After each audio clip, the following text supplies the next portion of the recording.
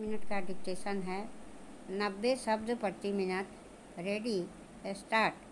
कुछ लोग अपना काम आप करते हैं। वे दूसरों की मदद नहीं चाहते हैं। वे दूसरों पर निर्भर नहीं करते हैं। यह आदत आत्मनिर्भरता कही जाती है। आत्मनिर्भरता यानी स्वयं सहायता सबसे अच्छी सहायता है। यह सबसे बड़ा गुण है।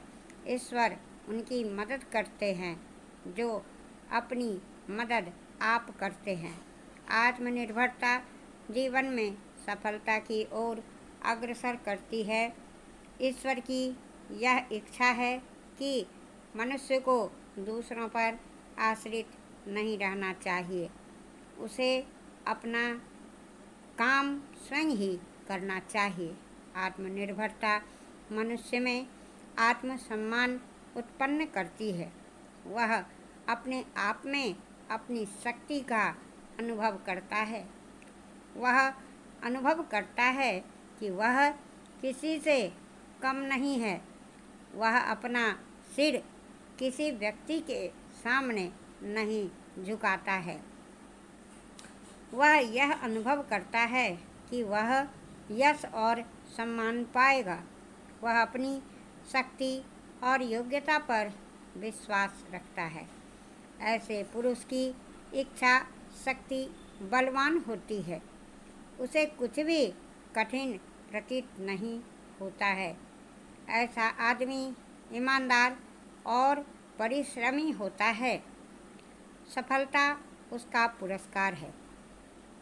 वह सांसारिक कठिनाइयों का साहस के साथ सामना कर सकता है क्योंकि वह दूसरों की मदद नहीं चाहता।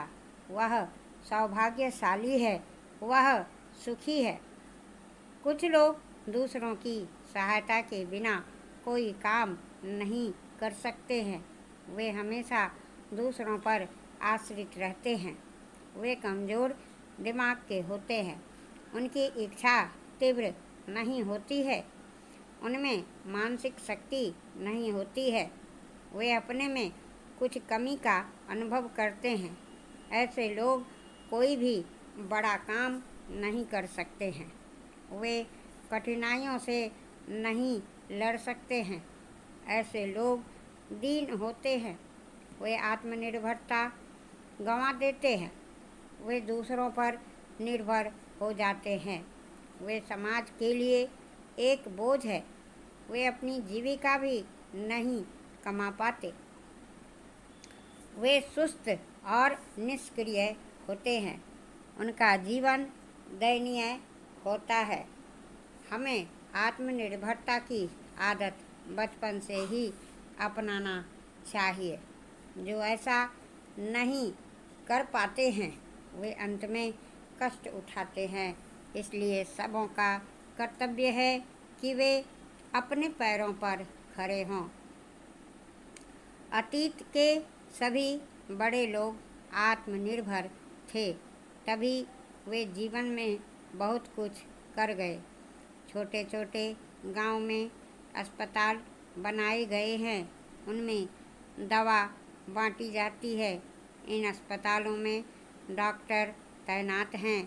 साथ ही ऐसे छोटे गांव में जहां अस्पताल ना हो, सप्ताह में 1 या 2 बार पास के अस्पताल से डॉक्टर स्वयं वहां जाकर देखभाल करते हैं।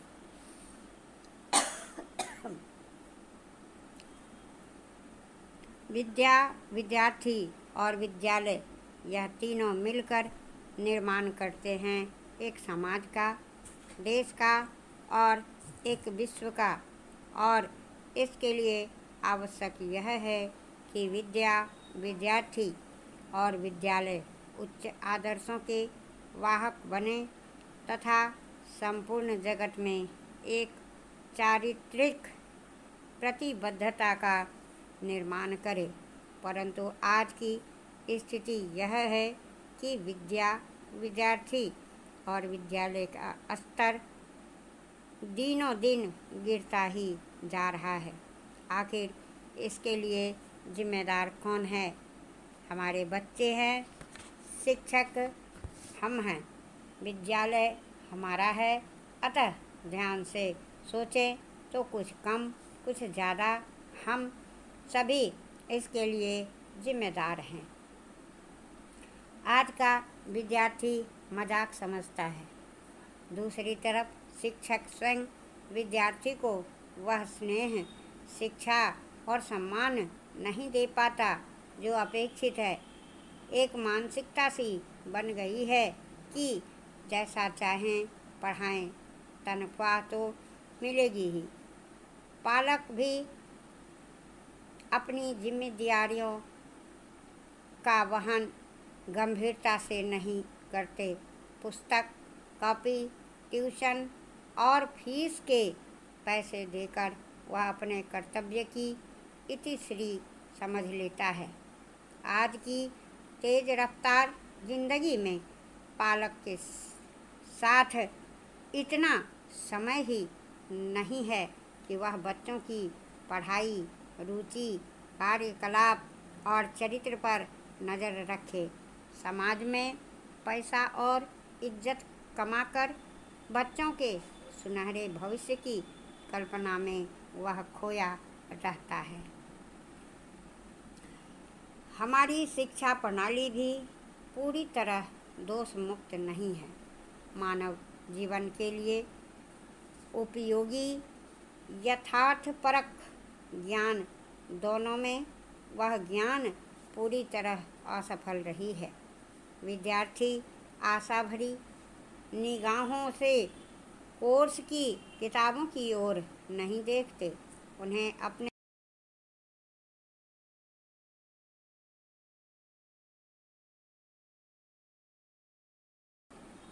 सिवाय उसे रट के परीक्षा पास करने के। इसी तारतम्य परीक्षा प्रणाली इतनी लचर है कि वह विद्यार्थियों के उचित मूल्यांकन में असमर्थ तो है ही, साथ में नकल जैसी बुरी आदतों की जनक भी है। विद्यार्थी दोष शिक्षकों को देते हैं, शिक्षक दोष विद्यार्थी, शिक्षा प्रणाली व शासन और समाज को देते हैं। समाज इस शिक्षा पद्धति के लिए दोषी पूर्णतः शासन व शिक्षक वर्ग मानता है, पर मूलतः दोषी कौन है, इस पर विचार करना होगा। दोषी कोई भी हो, क्या सब मिलकर शिक्षा को दोष मुक्त नहीं कर सकते? इन तमाम बुराइयों को दूर करने के लिए हम सबको एकजुट होकर जिहाद छेड़ना होगा। अपने कर्तव्यों के प्रति सजग होने की बड़ी आवश्यकता है। शिक्षा व परीक्षा प्रणाली में नए सिरे से सुधार करना होगा और शिक्षा संस्थाओं को राजनीति से दूर रखना होगा। तब कहीं जाकर हम एक अच्छे समाज, देश और सुंदर विश्व का निर्माण कर सकेंगे। कोई माने या ना माने, लेकिन सच यही है कि भारत में इस समय जिस तरह का लोकतंत्र चल रहा है, उससे लोग अब बुरी तरह से ऊब चुके हैं। भारत में अब लोकतंत्र का दूसरा मतलब अब बिना किसी डर के खुला भ्रष्टाचार और पद पर बैठकर चाहे जिस तरह की बेईमानी करना हो गया है। यहाँ लोकतंत्र का मतलब आम आदमी के लिए जुए